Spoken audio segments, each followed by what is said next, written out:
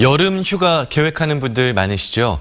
최근 광주에서는 좋은 여행이 되길 바란다라는 의미의 프랑스어 봉부아야주의를 주제로 하는 개인전 2개가 동시에 열리고 있습니다.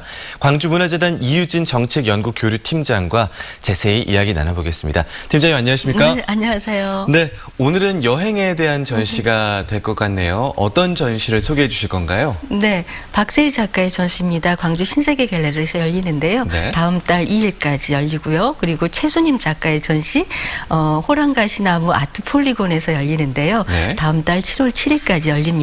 근데 여행이라고 하는 거는 보는 대상이 아니라 행위라는 말이 있어요. 네. 예술가의 시선을 따라가다 보면은 모든 어떤 똑같은 대상이라도 새롭게 보이지 않을까 싶습니다. 그렇군요. 네. 자, 박세희 작가의 전시부터 소개해 주실까요? 네, 박세희 작가는 2016년도에 광주 신세계 미술제에서 신진 작가상을 수상을 했어요. 네. 작가는 전시장을 마치 공항 대합실처럼 꾸며 놓았습니다. 네, 전시 주제가 비장소 그리고 중간지대입니다. 네. 사진, 영상, 설치 작품 등이 전시되어 있더라고요. 네, 비장소라는 말이 우리 시청자분들이 좀 어렵게 느껴지실 수도 있을 것 같아요. 네, 우선 장소는 실제적으로 사람들이 거주하거나 머물면서 어떤 형성되는 관계성이라든가 네. 역사성이 깃들어 있는 곳을 말하기도 하죠. 네. 그런데 비장소라고 하는 거는 프랑스 인류학자예요. 마르크 오제가 제안한 개념이기도 한데요. 예를 들어서 공항이나 기차역 같은 거는 이렇게 사람들이 스쳐 지나가는 곳이잖아요. 네네. 네, 그거를 비장소라고 하자라고 제안을 했는데요. 네, 그런데 단정적으로 말하자면은 장소라고 하는 거는 이게 관계성, 역사성이 깃들어 있는 거고, 네. 비장소라고 하는 거는 익명성이 지배적인 곳이잖아요. 네, 그런데 이제 우리가 어떤 이동이 많아지기도 하고, 예를 들어서 기차역이나 뭐 공항에서 일하시는 분들이 그것이 비장소일까요? 장소일 수 있겠잖아요. 장소일 것 그렇죠. 같은데요. 네, 작품 속에 이제 말레이시아 집이 있어요. 굉장히 화려한 집인데 빈 집이란 말이죠. 그러면 이게 장소일까요? 비장소일까요?